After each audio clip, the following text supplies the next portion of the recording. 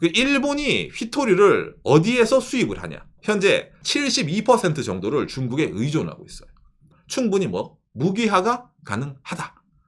이렇게 느껴지는 거죠. 구독과 좋아요, 알람 설정 감사합니다. 중국의 휘토류 수출 규제로 난리난 일본의 상황이라는 내용인데, 정말 그 이번 주에 제일 일본 사탄 뉴스입니다. 지금 이제 일본과 중국의 이 갈등이죠. 예, 다카이치 사나이 총리의 이제 국회 발언, 대만 유사시 이제 참전 가능성, 그거 이후로 이제 중국이 이제 사과해라, 안 한다, 사과해라, 철회해라. 이제 그거 갖고 이제 작년 말부터죠. 일본과 중국의 골이 깊어지고 있는 상황인데, 근데 이제 그 와중에 중국이 이제 액션을 먼저 취했죠. 바로 이 휘토류를 무기로 삼아가지고 이제 들고 온 겁니다. 그래서 이제 제가 오늘은 일본에서 이제 이걸 어떻게 다루고 있는지, 그리고 이제 일본이 이걸 어떻게 타개를 하려고 하는지에 대해서 나와 있는 보도 자료, 그리고 일본에 있는 그 도쿄대학교 교수님들 자료를 바탕으로 좀 간략하게 여러분들에게 일본 상황을 전달해 드리기 위해서 이걸 준비를 했습니다. 1월 6일 화요일에 뉴스가 떴죠. 중국 국민 양용품의 대일 수출 금지 이래가지고 흔히 말하는 이제 중국이 일본에 대해서 군사적 용도로 사용이 될 만한 재료, 소재에 관해서 이제 좀 특별 관리를 하겠다. 수출 관리에 대해서 이런 뉴스가 나왔습니다. 중국 입장에서는 뭡니까? 일본이 최근에 이제 군국주의적으로 나가고 있는 것 같다. 근데 중국은 거기에 숟가락을 얹기가 싫으니까 중국 빠질랜다. 약간 이런 느낌으로 있잖아요. 둘러서 얘기를 하는 건데 실상은 그러지 않죠. 이번에 좀 칼을 빼들었으니 한번 싸우자. 약간 이런 느낌이죠. 여기에서 이제 일본 외무성이 이제 바로 이제 반박을 하죠. 아니, 일본은 지금 전쟁하겠다는 것도 아니고, 특별하게 전시 상황도 아닌데, 왜 수출 규제를 합니까? 하지 마라. 철회해라. 이렇게 이제 정식으로 이제 바로 항의를 내는 겁니다. 상당히 이 텀이 빠르죠. 처음에 뉴스 나왔을 때 이거 휘토류도 보안민가? 진짜 그런가? 라는 아직까지 좀 뭔가 자세한 내용은 모른다라는 식으로 그렇죠. 됐었네요. 그런 상황이었는데 1월 10일 토요일 오후 시간대입니다. 중국이 휘토류 신규 계약 정지, 기존 거래도 파기를 검토한다. 기존에 나왔던 것보다 점점 수위를 높여가지고 이제 규제에 들어가겠다라는 게 이번 주 1월 초에부터 계속 나오는 뉴스입니다.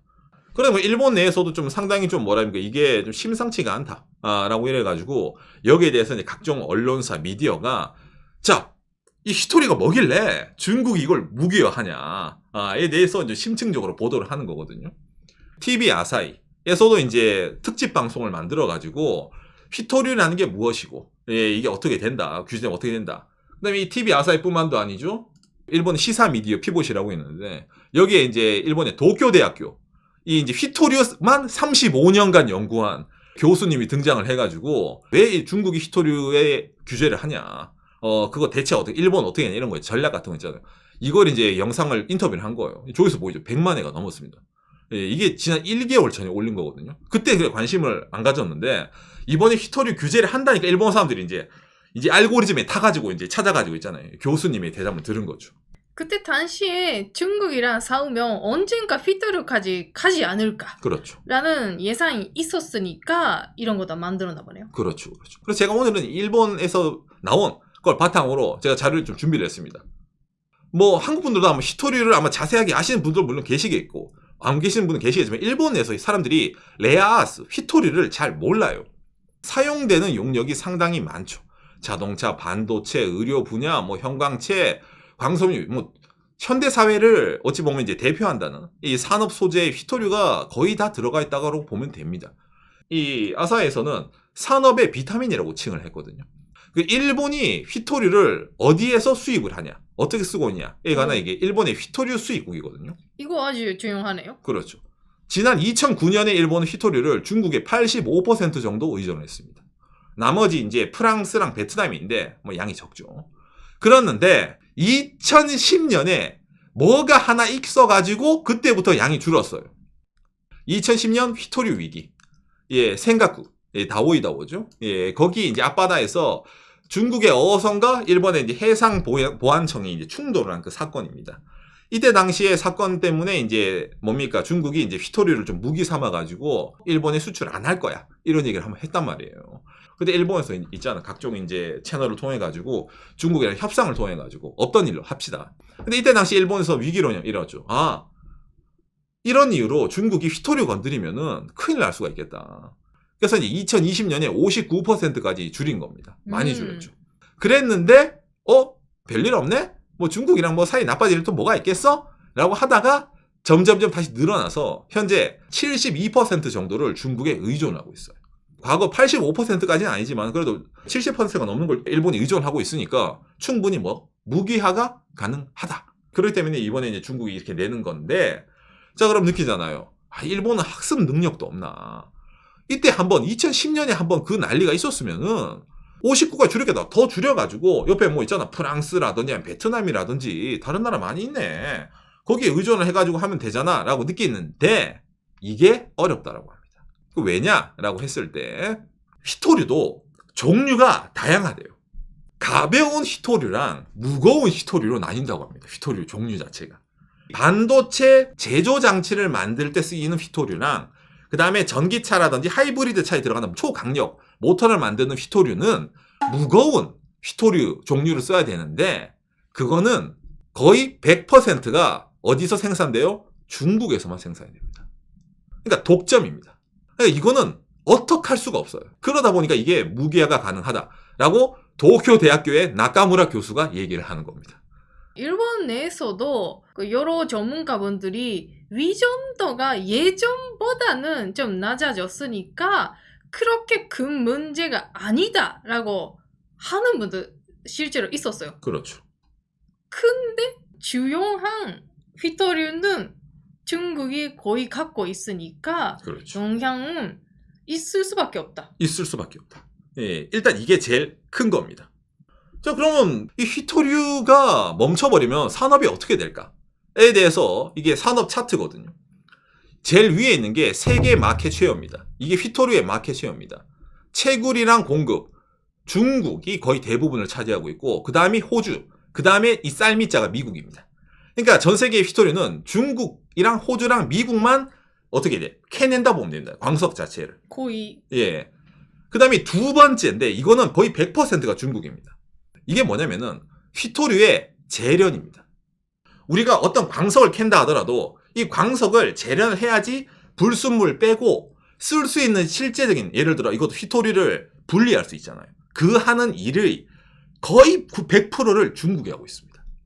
재련된 걸 그 다음에 합금, 그 다음에 이걸로 이제 자석을 만드는 거를 중국, 독일, 일본이 하고 그 다음에 모터로 만드는 거를 뭡니까? 중국, 한국, EU, 미국, 일본. 그 다음에 전기 자동차 생산. 전기 자동차를 만들려면 모터가 필요하고 모터를 만들려면 자석이 필요하고 자석을 만들려면 원료가 되는 휘토류를 재련을 해야 되는데 이 단계에서 이미 중국이 이걸 다 갖고 있는 거예요. 사실상 여러 나라가 휘토류 자체는 있는 거죠. 있어요. 어. 여기 말고도 다른 나라도 많이 갖고 있습니다. 그런데 캐내는 나라가 그나마 세 군데고 유명한데 그리고 재련을 하는 거는 이 중국밖에 없다는 거예요. 자, 그럼 왜 이걸 중국만 할까? 이게 제일 큰 키포인트라는 겁니다. 그 가능한 이유가 이 코스트입니다. 예, 비용. 중국이 제일 싸요. 그럼 이것뿐만일까? 아닙니다. 그 다음 게 제일 큽니다. 환경적인 요소입니다. 이거지. 환경적인 요소. 뭐냐면은 이 휘토류는 여러분 재련 과정에서 필수적으로 뭐가 나와요?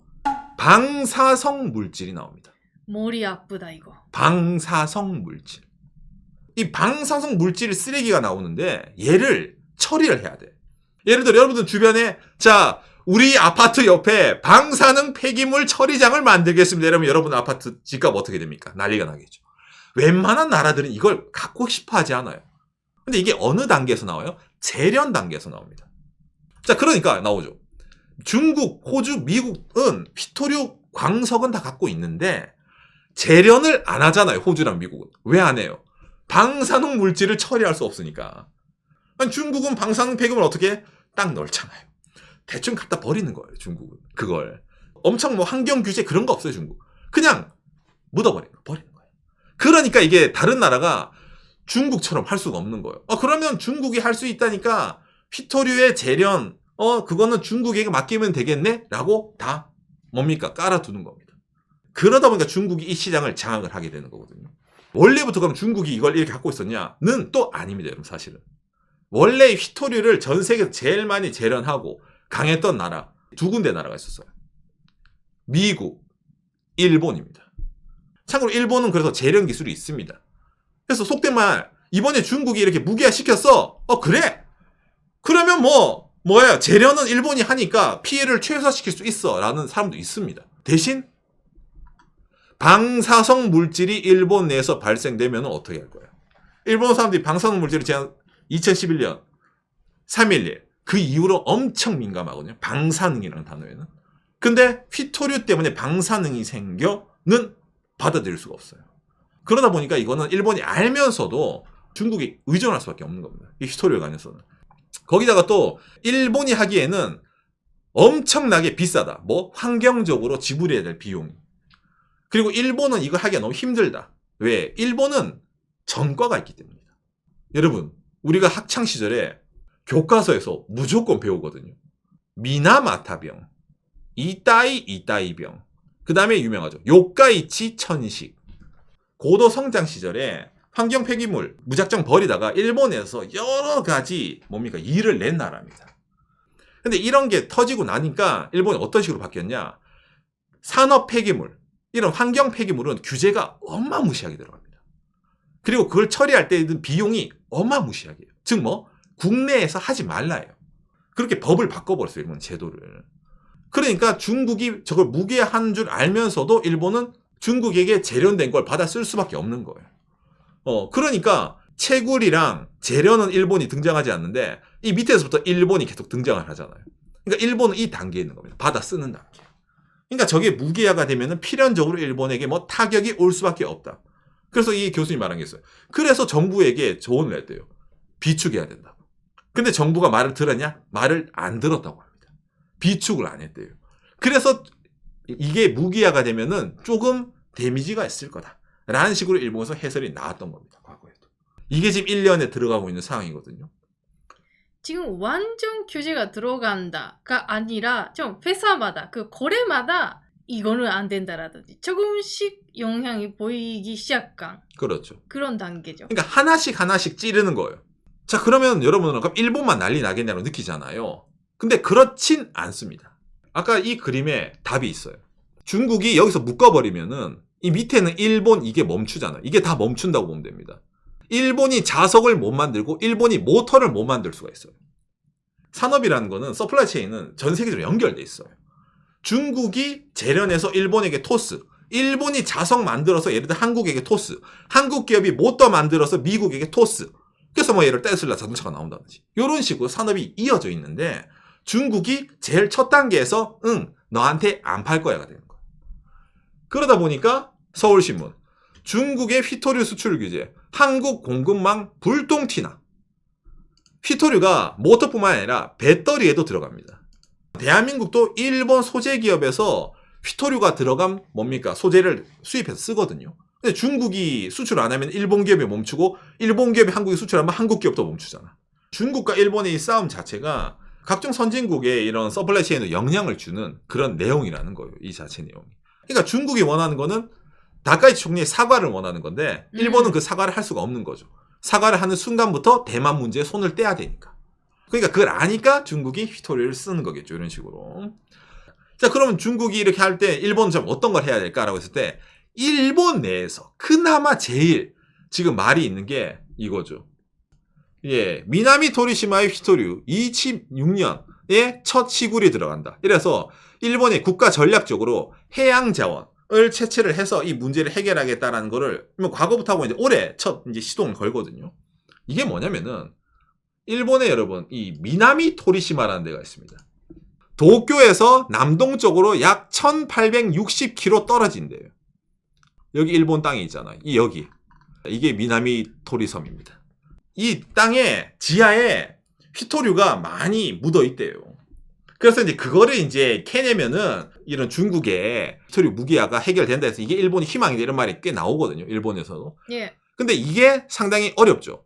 일단 얘는 수심 약 6,000m에 있습니다. 6km 파고 내려가면 거기 진흙이 나와요. 그 진흙을 뽑아 올려서 휘토리를 빼낸다는 게 일본의 계획이거든요. 물론 이번 수출 규제에는 이게 대응이 안 되죠. 근데 미래적으로 독립을 하겠다라는 식으로 이제 여기에 이제 일본이 투자에 들어가는 겁니다. 휘토리에 대해서. 근데 이것 또한 이제 여기 있는 이제 도쿄대 교수님이 얘기를 하는데 그거는 현실적이지가 않다. 뭐 돈으로 6,000m에 있는 진흙 끌어올려가지고 그거 땅 파는 비용 끌어올려가지고 정제하는 비용 하면은 이게 말이 안 된다라고 얘기를 하는 거거든요. 있다 하더라도 다음 단계 재료 문제도 얘기해야 되는데 그거는 좀 안 나오고 있죠. 그렇죠. 그렇기 때문에 실질적으로 이게 현실적으로 일본이 여러 가지 실험을 하지만은 결과적으로 중국의 이런 휘토류에 대해서 그렇게 대응할 수 있는 게 잘 없습니다. 예, 그렇기 때문에 좀 머리가 아프다는 거거든요. 결과적으로 그러면 뭐 그냥 중국이 이렇게 당해야 돼라고 하는데 꼭 그렇진 않습니다. 왜냐고 했을 때 휘토류가 문제가 생기면은 다른 산업에도 영향을 줍니다. 당장 중국도 반도체를 만들려면은 일본이 받는 반도체 설비 제조기업에 반도체 설비를 수입을 해야 되잖아요. 근데 그게 멈춰버리잖아. 그죠? 왜냐면 중국이 소재를 주고 야 일본 그 가공해 해서 수입을 할 건데 자기가 소재를 안 주면 가공해서 노는 게 없잖아요. 중국에도. 그러니까 중국도 손해를 입습니다. 예, 100%. 그런데 이거는 흔히 말하는 그거죠. 서로 칼을 찔러가지고 네가 아프냐 내가 아프냐예요. 예, 그래서 못 참겠다 꾀꼬리 항복 이러면 이제 지는 건데 그런 점에서 누가 더 여력을 갖고 있을까의 싸움이거든요. 휘토리라는 게. 거기다가 비난, 국제사회의 비난이 있잖아. 예, 전마가 나쁜 애예요. 제가 더 나쁜 애예요. 제가 싸움을 시작해서 내가 이렇게 보복을 하는 거예요. 이러면부터 이래가지고 여론전에 들어가는 거기 때문에 이게 일본서 말이 나오죠. 예, 장기화될 수 있다. 2010년에 중국이 일본 휘토류 규제했을 때는 지금이랑 여러분 뭐가 다른지 아십니까? 중국 경제입니다. 2010년에는 중국은 전기차를 만들 수가 없었어요. 반도체 기술은 꿈도 못 꿨습니다. 2010년 중국은 뭐예요? 전 세계에 그냥 하청 공장, 메이드 인 차이나만 만드는, 완성품만 만드는 그런 나라였어요. 아직까지 좀 그랬다. 그렇죠. 근데 지금의 중국은 뭐예요, 여러분? 대한민국의 여러 산업 제품이 중국에게 바뀔 수 있다. 이런 대한민국의 위기 뉴스 많이 나오죠. 바로 그겁니다. 예전에는 중국이 이 단계에서는 없었어요. 모터도 못 만들고 전기차도 못 만들었어. 근데 지금은 중국이 이걸 독점을 해서 자기네 나라로 내려버리고 할 수 있는 그런 구조를 만들어둔 거예요. 그러니까 2010년보다 지금의 중국이 더 피해가 적다라는 말입니다. 이게 중국 입장에서. 그러니까 이걸 또 무기화시킨다는 거예요. 자기네 나라에서 소화시킬 수 있는 게 많이 있으니까. 그러다 보니 일본 입장에서도 이 문제에 대해서 이걸 좀 심각하게 받아들이고 지금 이걸 어떻게 해야 될까라고 지금 말이 나오고 있는 상황인데 결과적으로 뭐예요? 자기 팀을 많이 만드는 게 이기는 거거든요. 다른 나라들도 예를 들어 일본 편에 서가지고 아이고 휘토리 멈추면 우리나라에 들어오는 수입도 멈추는데 그러지 맙시다. 이제 그 다카이 시장도 그러지 말고 좀 숙여라 이런 식으로 있잖아. 뭔가 중재를 원하는 그림으로 느끼지 않습니까? 바로 그겁니다. 이걸로 싸우면은 일본, 중국, 다른 나라도 휘토리 영향을 많이 받기 때문에 이건 장기화가 되면은 세계 경제에 좋지가 않아요. 대신 뭐 이렇게 사건이 커졌으니까 지금 일본과 중국의 이 갈등을 다른 나라들도 못 본 척하지 말고 와서 편을 정하란 말이야. 과연 여기에 판이 키워져서 어느 나라가 끼어들지 있잖아. 예, 그런 게 이제 앞으로 좀 주목이 된다라고 말이 나오는 거거든요. 지금까지 가수 콘서트라든지 그런 공연 멈췄다. 팬더 연장 안 된다. 그렇죠. 일본에는 팬더 될 것 같잖아요. 중국이.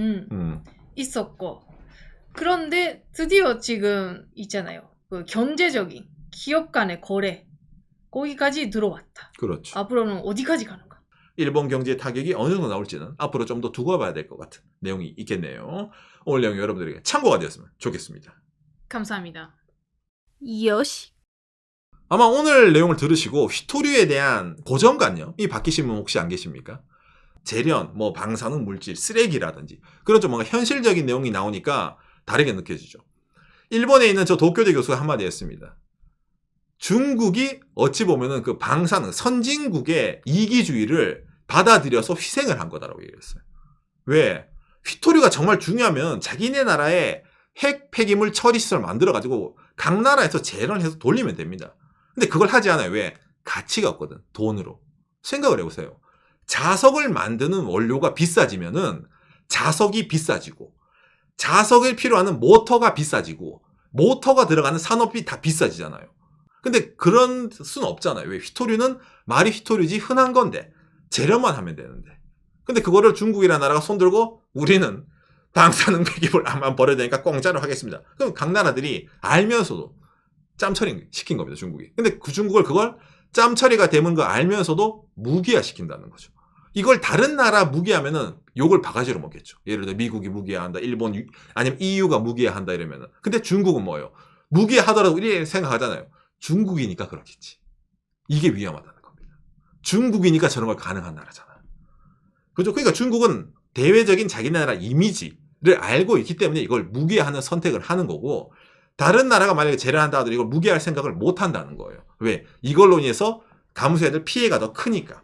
근데 중국이라는 나라가 어찌보면 그 피해를 견딜 정도로 나름 체급이 커진 나라이기 때문에, 그런 의미에서 일본 입장에서 일본은 에이 지난 2010년이랑 중국이 하다가 말겠지 라고 이런 생각을 갖고 있다가는 큰일 날 수가 있는 게 있기 때문에, 일본에서도 지난 2010년과 2026년은 일본이랑 중국의 경제가 다르다, GDP가 다르다, 산업 구조가 다르다.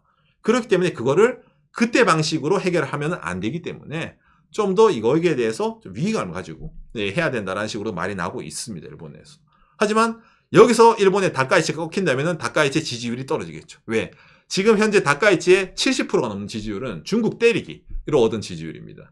그랬는데 중국이 이거 무기한다니까 깨갱 그러면 자민당에 난리가 나겠죠. 그러니까 일본 정치권 입장에서는 물러날 수가 없는, 이럴 수도 없고 저럴 수도 없는 그런 상황에서 이게 장기화가 안 될 거라는 보장이 없다는 거죠. 그러면서 중국은 잽을 하나씩 던지겠죠. 이제 때리면서. 중국도 아프지만 일본도 아프다. 자, 누가 더 아플까? 거기다가 또 아까 제가 말했지만 이게 단순하게 중국과 일본의 자존심 문제, 뭐 경제 문제가 아닙니다. 대한민국도 일본에서 수입하는 게 있고, 일본의 저런 제조 산업이 멈추면은 그 영향을 다른 나라들도 많이 받기 때문에 세계 경제적으로 결코 좋은 일이 아닌 거예요. 안정적인 공급망이 끊긴다는 거는 그 대체제를 찾아야 되는 건데, 휘토류는 대체제를 찾기가 힘들기 때문에, 더욱더 이 문제가 심각하게 커질 수도 있기 때문에 세계적인 뭐 경제적인 좀 안 좋은 일이 일어날 수 있는 거라서, 이번에 중국의 휘토류 수출 규제는 대한민국 분들도 좀 많이 관심을 가지고 지켜봐야 된다는 게 있다는 거겠네요.